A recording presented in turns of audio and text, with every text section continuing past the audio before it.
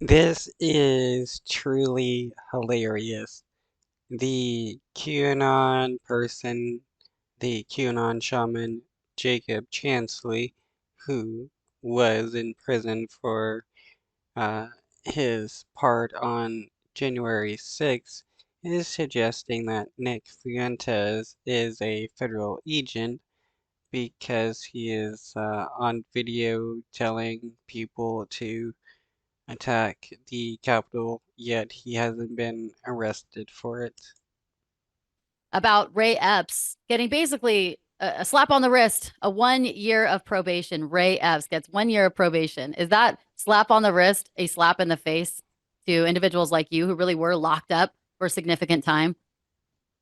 Prosecutors could have come after him with so much more, and they didn't for a reason. And if you look at the way he was treated with kid gloves by the Mockingbird media, if you look at the way he's been treated with kid gloves by the government, if you parallel that with the way that confidential informants that committed very real crimes in their working for the government are treated and have been treated in the past, in my opinion, it's just further evidence that Ray Epps was working for the government the whole time, either as a confidential informant or as some. Yet it's funny how they're turning on each other uh, due to the different amount of times each of them got in prison. Those with a lesser amount of time are considered federal agents, and those that got more are considered what, true patriots, I guess? Form of a federal agent. Yeah, I think it's so obvious now. It's crystal clear. He was telling people, go over there, go in there. We're going to go and storm the Capitol. Yay. I mean, he was the one that was most outspoken about storming the Capitol, which is just anyone who was doing that and dressed up in Trump gear and looking a certain way. When you look back at a lot of these tapes, it really is obvious who were agent provocateurs and who were actual legit people thinking that they were going to a rally.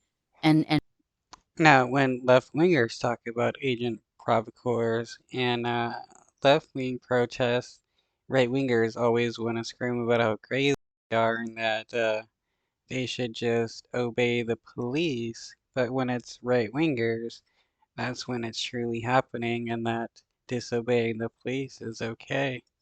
and going into Yeah, this well, what they thought was basically a and museum. Nick Fuentes also is seen on camera telling his groypers to move past the barriers, ignore the police, and take the Capitol. He has not been arrested. He That is also, weird. all that happened to him was he had to testify before the J6 committee. So you have two people that are seen on camera telling people to go into the Capitol, and yet there's no obstruction charges, there's no conspiracy charges, none of this Hmm. stuff. I love that they're turning on each other over this. They all should be in prison for the rest of their lives, but I do love that they're right wingers turning on each other over the lengths of time each of them got for their part in